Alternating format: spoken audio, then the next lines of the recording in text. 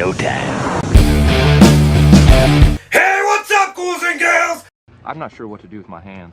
It's me, Ryan.T here, and I'm gonna review Overlord.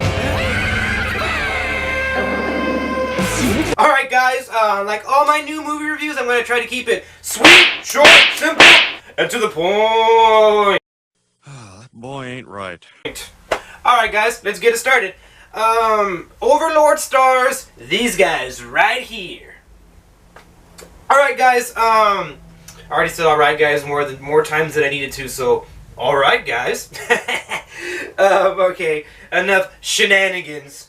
Let's get into the movie review. Overlord is a action-adventure movie that weaves in elements of sci-fi and horror, and it takes place during World War II. And the plot is essentially there's these group of soldiers, or like a big, troop of soldiers and stuff like that. They're on a plane. They're going to go to this battleground in Germany, and they're flying or whatever, and all of a sudden their plane gets shot down, and they crash land, in some weird village or whatever that's occupied by German forces, and the film kind of takes off from there. The film progresses, and it shows that these soldiers, or the ones that survived the wreck, are kind of like, walking around in this, unknown territory, so to speak, and they're kind of, I guess, exploring to see if they can find anybody, and they come across this, French girl.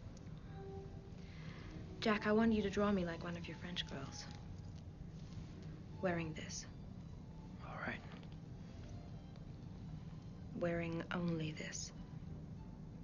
Who's like running around in the forest, and it looks like she's kind of was like scavenging because she has like this sack with her, and so they come across her, and she like leads them to her home, and then that's when they see that there's these German soldiers or Nazis occupying this village, and they're like torturing these villagers and killing them. And then this girl named Chloe, the villager that they came across that I was mentioning earlier, kind of references that her grandmother's sick, and that they took her to this place called the church, and she came back all messed up and mutated. And that's when we first get introduced to the quote-unquote zombies in the film. Before I go any further, I want to say the monsters, or whatever you really want to call them in this film, they're not zombies. They're more kind of like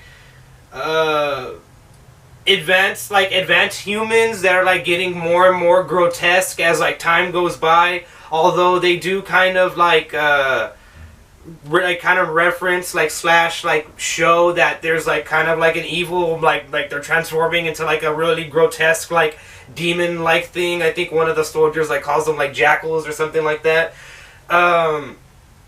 So there's that. So if somebody tells you they're zombies, they're not really zombies if you want to get technical about it. But whatever, I'm like nitpicking now. The film, after all that happens, the film kind of like takes off. It kind of shows the soldiers going to like, or one soldier going to like kind of explore this place, and then it shows that everybody else kind of gets together, and then they go and explore this base where all these experiments are happening and stuff like that. And that's kind of when the film really takes off. But one thing I can say is that if you're hoping to watch like Call of Duty Nazi Zombies the movie, this isn't the movie for you. This movie is a kind of, believe it or not, a slow burning film that takes the time to like build characters, and to build the story, and to build like kind of a sense of like ambiance, a sense of like mystique, that makes you interested in the film, which I really liked, because this film could have been like another Resident Evil knockoff, where it's just showing like good looking characters running around screen going ugh! And just killing zombies, and that would have pissed me off. I didn't want to see that. We already have enough of those movies, and thankfully this movie wasn't that. This movie actually took some risks, and actually decided to like work with this outlandish premise and kind of make it a little bit more plausible. Because when you're watching the movie, you don't really feel like you're watching a crazy off the walls like Nazi zombie fucking World War II movie. You feel like you're watching a really solid adventure movie with like elements of sci-fi and horror and suspense mixed in, and you're like, okay, I can dig this. I'm along for this ride. I feel like this is going to be one of those movies that people are just going to love. I don't really see anybody not liking this movie unless you just don't like fun movies. But long story short, guys, This movie was great. I had a fun time with it. And I'm going to give it an 8 out of 10.